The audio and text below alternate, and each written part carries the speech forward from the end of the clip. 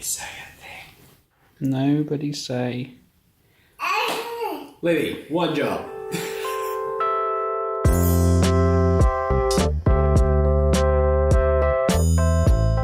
Hey guys, it's Clint and Adam again, Two Ball Chefs. We're going to try making a butter chicken today and a spiced rice pilaf, which is absolutely delicious. It actually made it into the nondescript, generic cookbook of all the favourites. And we've both got a cold, so it's perfect spicy food for the spicy-ish food for the tea today.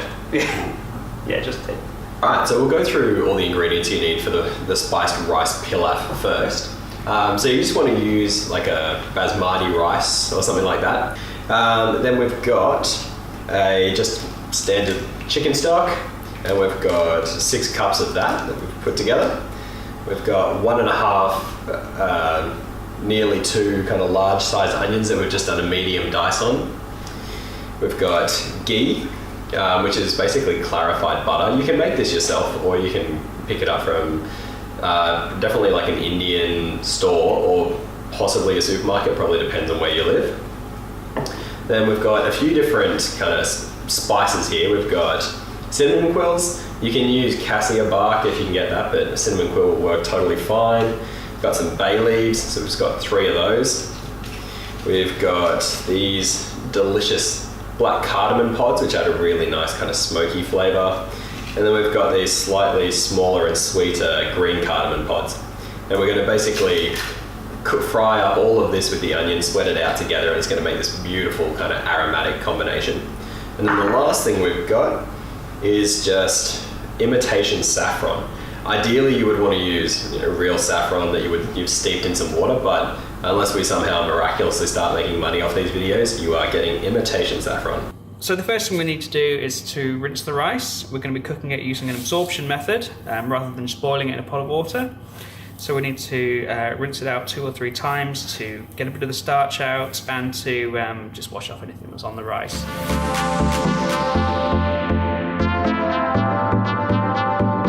Okay, what we're going to start with is we're going to sweat out that onion and the aromatics just in some of this ghee or clarified butter. It's just going to smell absolutely beautiful and make our whole rice have this beautiful scent as we cook it.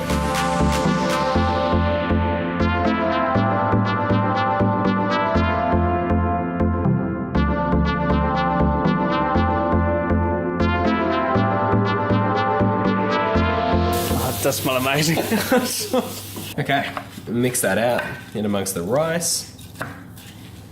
And now we're going to add in our stock. So we've got 6 litres and we're serving 8 with this. So you can just do the math and use as much as you need per person. Okay, so we've got our oven that's been preheated to 200 degrees. We've got our rice pilaf that's sitting there full of stock at the moment. We're just going to drop it in the oven and we're going to leave it in there for about 35-40 minutes. And I've used a clear container, which actually helps me to see if it's absorbing that moisture properly.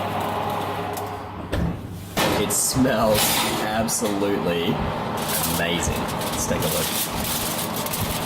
look. Ooh, lovely. So you can see most of the moisture has been absorbed now. So we'll pull that out and we'll finish it off. If I mix that around, you just want to make sure that that moisture has absorbed. And if you come right up close and ignore the billowing steam, you can see there's nothing left in the bottom.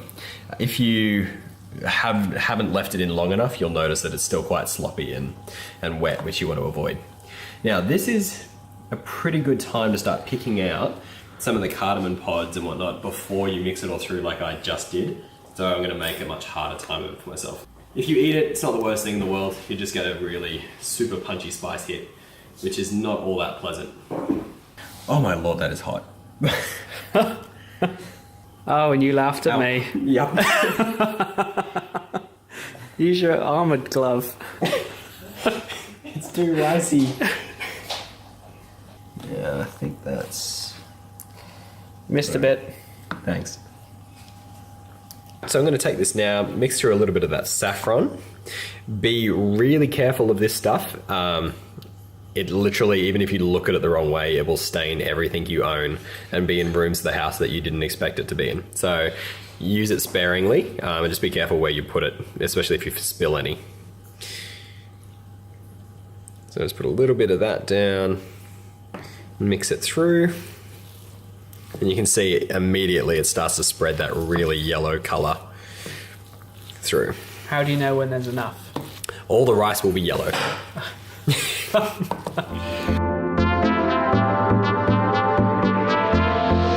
Okay, so the rice pilaf is completely done. I'm just going to cover it again, put it back into the oven just to stay warm until we finish off the butter chicken and serve it all together. So now the pilaf's in the oven, we're going to go through the recipe for the butter chicken. So this recipe does use quite a few more ingredients. Some of them are a little bit specialty and you may have to hunt around at like an Indian spice store or something, but we'll go through that in a little bit more detail. So let's take a look at our ingredients. Okay, so butter chicken, first things first, chicken. 1 kilo of diced chicken thigh. Always prefer to use chicken thigh for these recipes. Holds up better to slow cooking, got a bit of a stronger flavour, nicer texture I think, and a bit more fat. Next we have cashews and fenugreek seeds, which we're going to chop up all together in this bad boy. A little bit of a magic chopper. You pop the base off, fill it with your ingredients, close it all up, spinning blades, chop nuts, boom. Next we've got 2 chopped medium brown onions, nice and finely. Ghee, more ghee. Probably the juice of a whole lemon we're going to go for. And onto our spices. So we've got garam masala, turmeric, sweets, paprika, and cumin, and a couple of bay leaves as well. And then 20 grams each of minced garlic and ginger, a whole fresh red chilli, diced tomatoes. It's no secret we're not going to dice our own tomatoes. And then we've got cream and Greek yogurt. And that's all going to get fried up to begin with in peanut oil.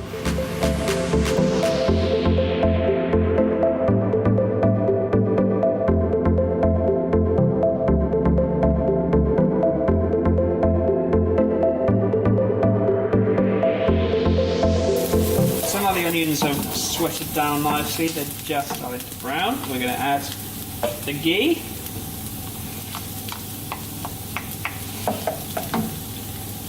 as well as the ginger and garlic,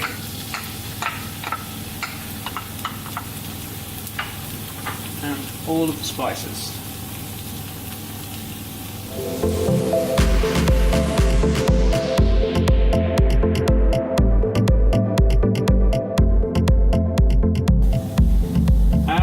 Lemon juice.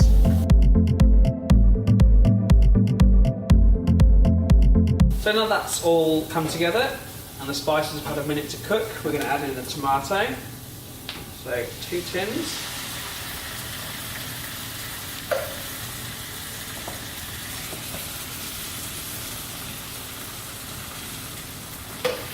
Mix it all together and then we're going to leave that to simmer for about 10 minutes.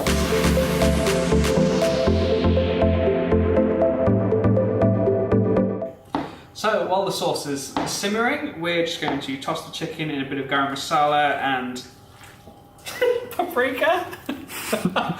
He asks like a question. And paprika.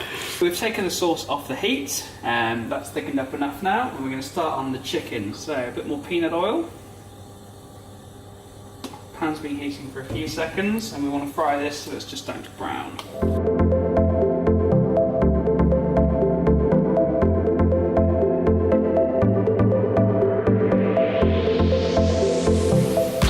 Now the chicken's cooked, we're going to add in the sauce and chilli.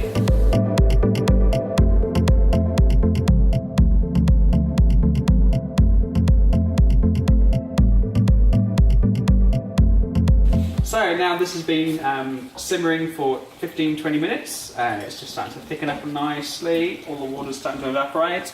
I've just chucked in the chopped cashews and fenugreek seeds. And I'm going to add all the cream in as well.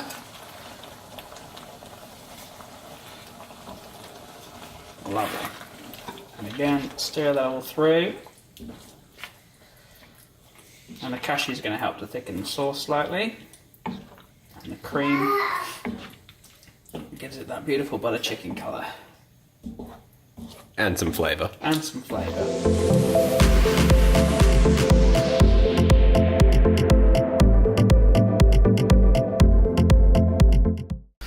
Alright, so we finished making our butter chicken and our spiced rice pilaf. They look absolutely incredible. We've got enough here to feed an army. Yeah, so we've obviously designed this recipe around serving 8, but you could quite easily just halve it and you've got a recipe for 4 as well. God, you're good at math. I know. Always a teacher. See how I got it first go. Lovely. Well, thank you very much for watching. We'll see you next time.